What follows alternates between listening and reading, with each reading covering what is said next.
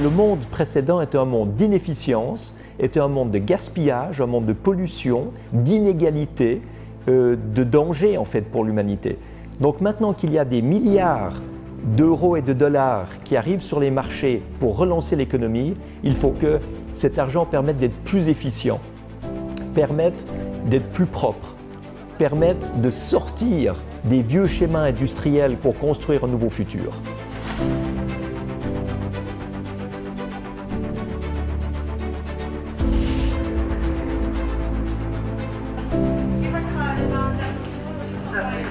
It all starts with you. Together we will change this world for the better.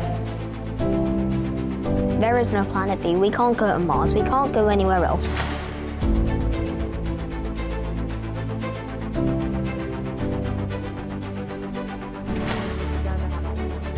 We want a world where girls and women do not live in fear.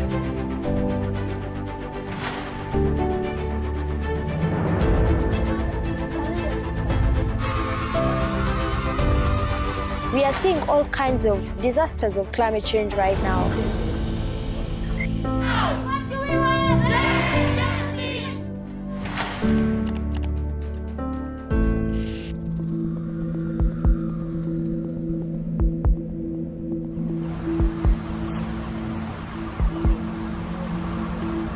When I realized that climate change was one of the biggest threats, I decided to start striking every Friday to hold governments and leaders accountable for the mess that they have put us in. Humans have never walked on an Earth this hot, with this much CO2 in the atmosphere. The last time CO2 was this high was 3 million years ago. The temperature was 2 or 3 degrees hotter, and sea levels were 15 to 25 meters higher.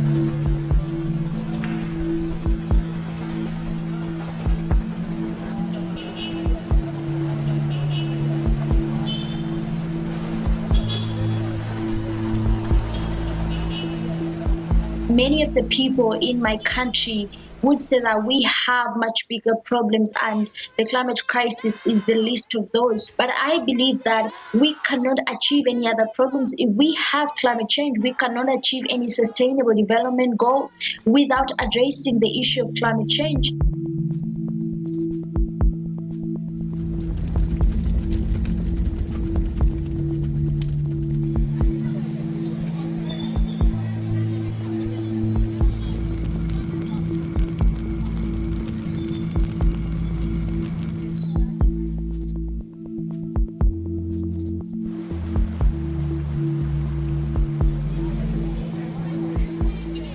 For Africa, the climate change is a huge challenge, in particular in terms of impact.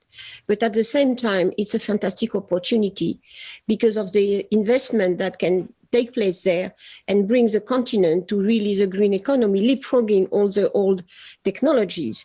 I even trust even more on the youth movement, the climate march movement that take place in Africa. It's really a region where there is so much opportunities and so much energy to go forward.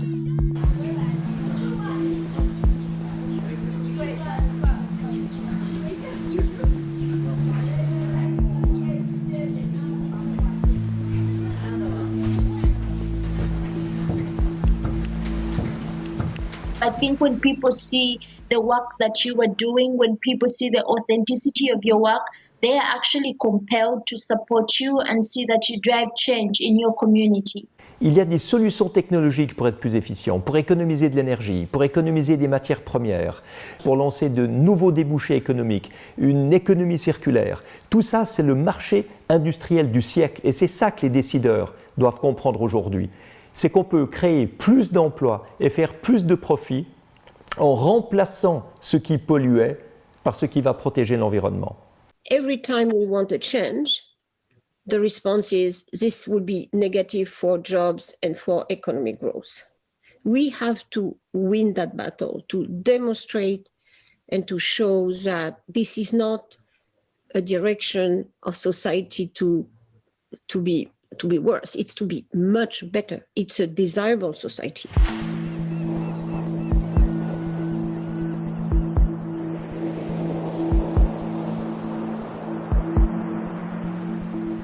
Well, I love sharks, as you can probably tell, and the marine environment. And it doesn't matter what animal you like, I realise that they all face the same threats, whether it be plastic pollution or climate change. Nous avons perdu 68% des espèces de vertébrés dans les 40 dernières années. 68%. Ça vaut la peine de répéter ce chiffre parce que c'est absolument terrifiant. Pour le climat, on peut s'imaginer qu'une meilleure gestion des gaz à effet de serre pourrait nous permettre d'influencer le développement du phénomène. Mais ces 68% d'espèces, elles ne reviendront jamais. Elles sont parties pour toujours.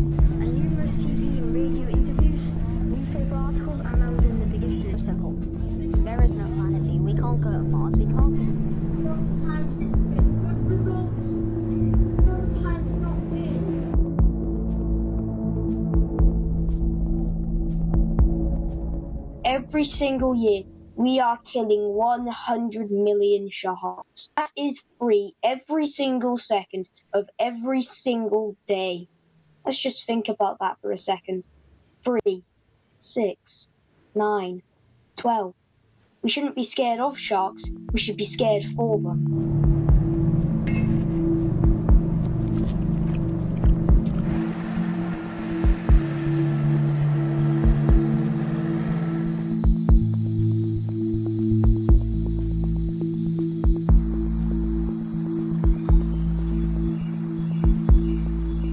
An awful lot of the problem of biodiversity has had to do with the fact that humans have been continually appropriating the land that's being used for a very small number of species that they rely upon. And the question of whether or not it's still possible to leave land aside for other species in other parts of the world while still being able to feed an extra 5-6 billion people, which isn't very avoidable at this time. This is going to happen, but we have to solve that problem. Science shows that the marine environment is fast approaching an irreversible tipping point. We have perhaps 10 years left to stop this happening, so time to take action is running out. We must act now, as the sooner we do so, the easier it will be. Pour préserver la biodiversité, je pense qu'il est important de ne plus considérer la nature comme une ressource gratuite qui doit être asservie pour créer la prospérité humaine, mais plutôt comme une alliée, comme un compagnon avec lequel nous pouvons développer une collaboration qui nous permettra de décrire un futur durable.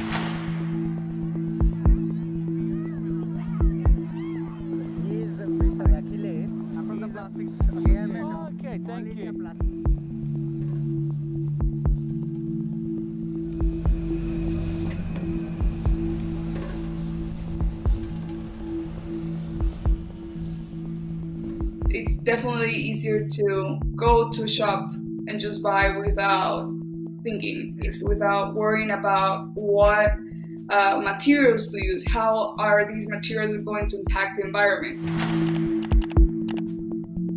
The industry has a huge carbon footprint with its own supply chain, but also with the retail operations, with everything.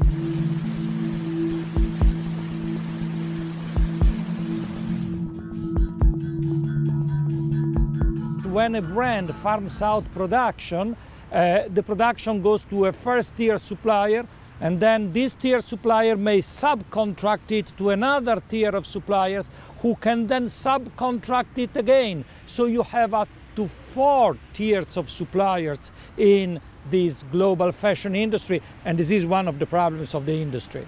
You do not control the labor standards, the impact on the environment in all the layers of production.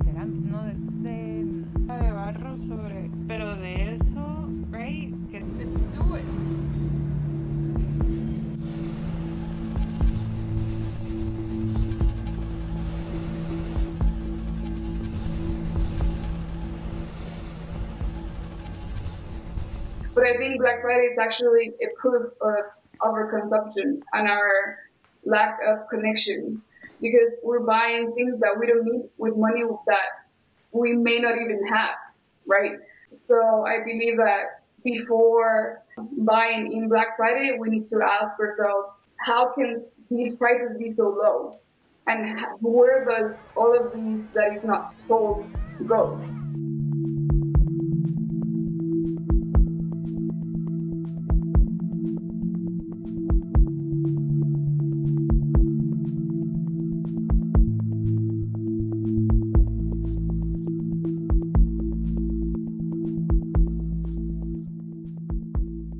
The future is in circularity. We need this industry to become climate positive.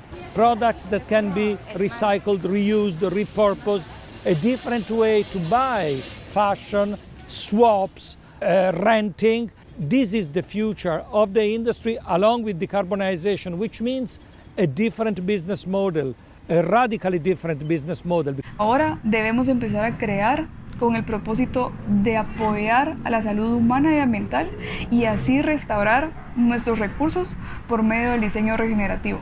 You do not see enough reform in the fashion industry because it's still a business whose business model generates a lot of profits. There are actors and stakeholders of the industry that are working sincerely to change it, to reform it, but it takes time. It's the moment of creative destruction and regeneration. L'engagement de chacun va être déterminant pour faire bouger les choses. Beaucoup de marques ou de groupes dans la mode ou dans le luxe veulent faire bouger les choses. Ils savent de toute façon que les jeunes sont en quête de sens, en quête de durabilité. C'est une manière de penser collective qui doit bouger.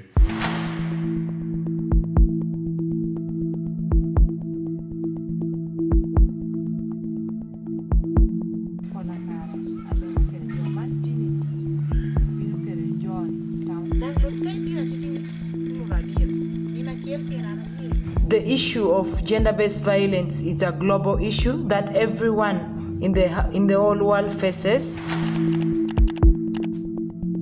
Gender-based violence or violence against women and girls is a global pandemic that affects 1 in every 3 women in their lifetime. The numbers are staggering. 35% women worldwide have experienced either physical or sexual intimate partner violence or non-partner sexual violence.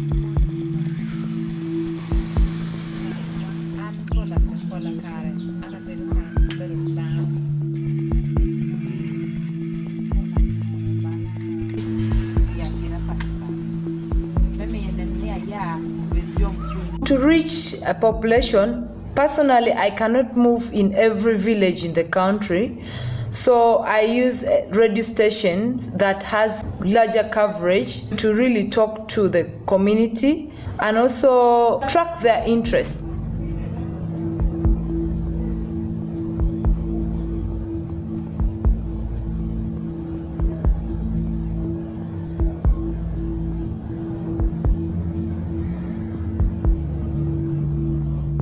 And COVID-19 pandemic is having a catastrophic impact on women and girls globally. We know that extended lockdowns have led probably to more cases of violence in the home, unwanted pregnancies, child marriages, and female genital mutilations. There is a clear link between the lockdown measures and the increased number on child marriages. The truth is that many parents who have their children out of school now see marrying them as an option to protect them from a future that's very uncertain.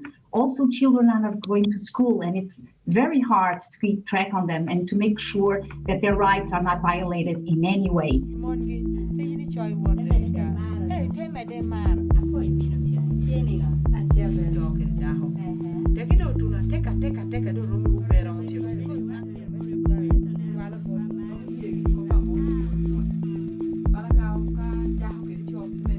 We want a world where girls and women do not live in fear, where boys and men are supportive, and governments or world leaders should put in place policies that governs or protects girls from all forms of violence. There is the perception that the well-being of a woman and a girl is still less important than the well-being of a man and a boy, because they are seen as less powerful, they play social roles that are perceived as less relevant. This has to do with an entrenched patriarchal structure and social norms. They need to be challenged and transformed.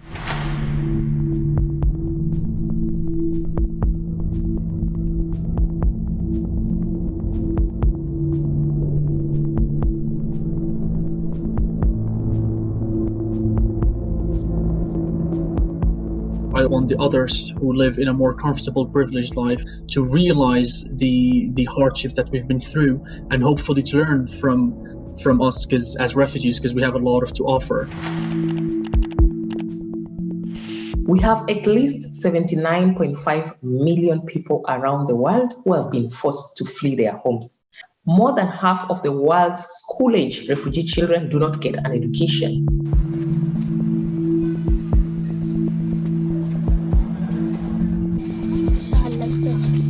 شوي هيك كتاب الإنجليزي إنه تقوس العالم مريت لأنه ما عم بيعطونا شهادة.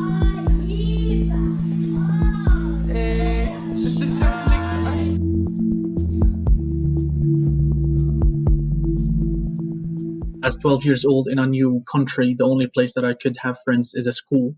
And the only place that I had friends was the refugee camp. So I wanted to preserve these friendships. And this is where the idea of the school started.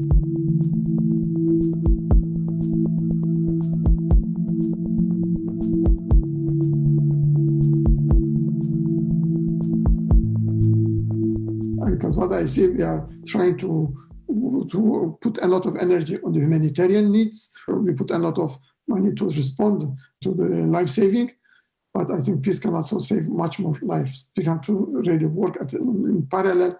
If we don't find a solution to peace, we will have more children affected, more children without education, more children lost.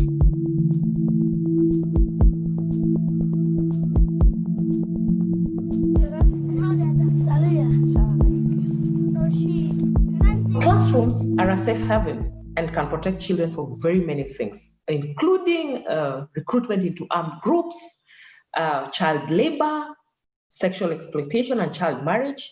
So it's important for a child to be able to experience that classroom environment, to learn about themselves and about the world, and this will help them to rebuild and live their lives better after a conflict.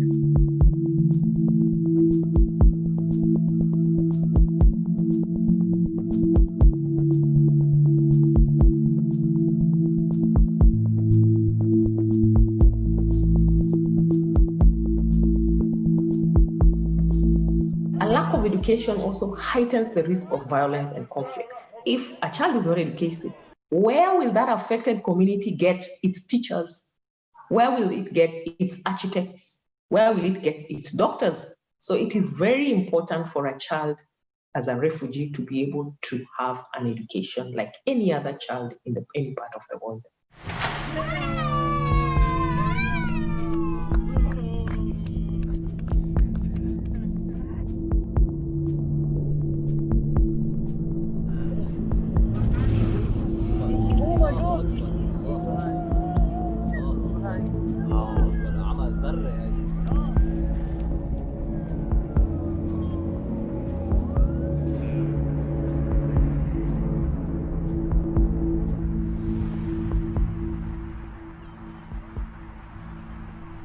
What we wanted is to hold our politicians and governors accountable. The situation is very dire. What makes it dire is an accumulation of crises in Lebanon. There is a political crisis with a great of difficulty in forming a government. The middle class has fallen into poverty and the poor have fallen into hunger. There's a complete breakdown in public services. There is a sanitary crisis, a health crisis linked to COVID. And there's one more, which is a security and humanitarian crisis linked to the explosion that destroyed the harbor of Beyrouth in August.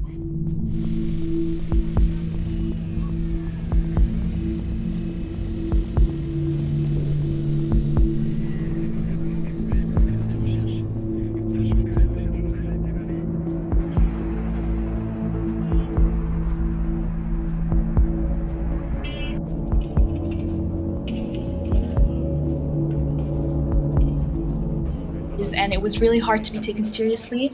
We also faced a lot of pressure on social media because we were kind of the only account that was surveying whatever was happening. And so we had so much, messages, so much activity. We even got restricted at some point.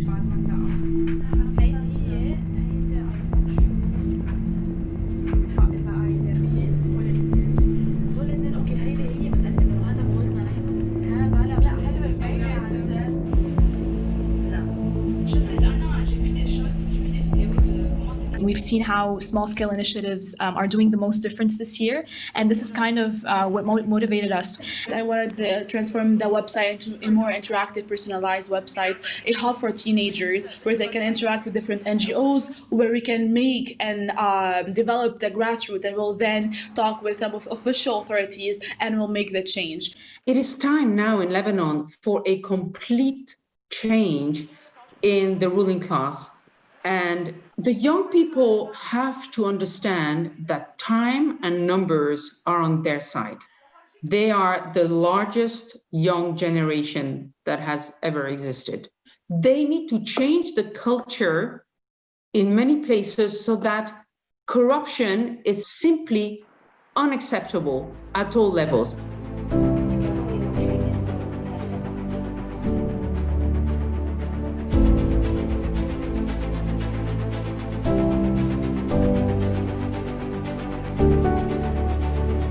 The world is, I genuinely believe, moving towards a more sustainable future, but it needs to go further and it needs to go faster.